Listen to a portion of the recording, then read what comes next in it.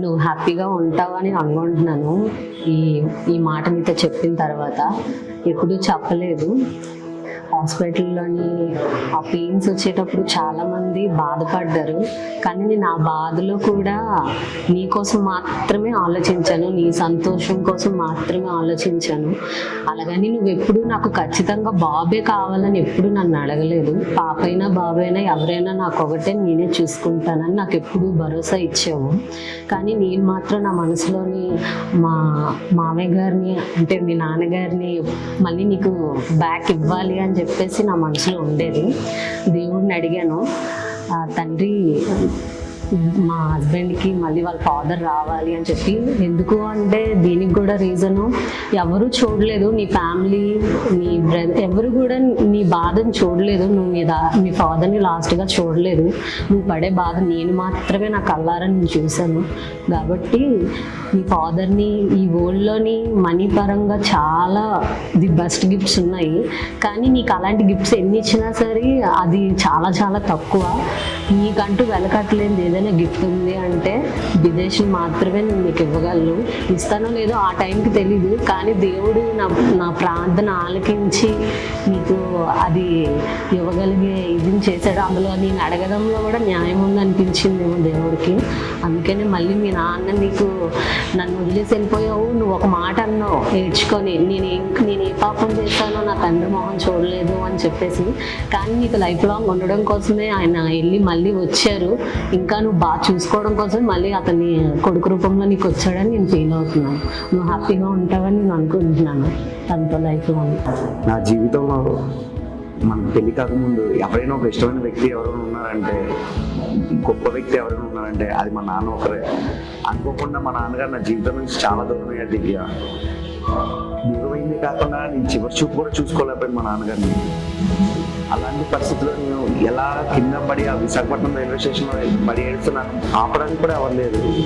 అలాంటి బాధలు నా పక్కన మా నాన్న చూడలేకపోయిన చివరి చూపు.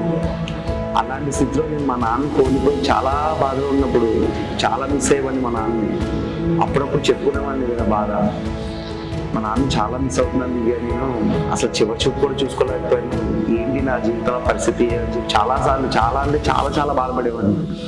అలాంటి టైంలో నేను అనుకునేవాడిని, నాకు కానీ నిజంగా పిల్లలు పుడితే అది మా నాన్నే తిరిగి నా కొడుకు రూపంలో నాకు పుట్టాలని చెప్పి మనసులో చాలా అనుకునేవాడిని. దివ్య నువ్వు చెప్పిన మాటలకి ఇప్పటికి నిజంగా నేను చాలా హ్యాపీగా ఫీల్ అవుతున్నాను. తిరిగి మా నాన్నని మళ్ళీ నాకు నా కొడుకు రూపంలో నాకు ఇచ్చినందుకు చాలా thank you Divya, thank you so much. నీ లిటిల్ ప్రిన్స్ విదేశ్ మళ్ళీ మీ నాన్నగారు మళ్ళీ నీ దగ్గరకు వచ్చేసారు కాబట్టి వీడికి మంచి బ్యూటిఫుల్ లైఫ్ని, మంచి మెమరీస్ని నువ్వు ఇవ్వాలి, మనం కూడా ఇవ్వాలి. మనకి లేని మెమరీస్ వీడికి ఫస్ట్ బర్త్డేలోని వీడికి ఇవ్వాలి మనం.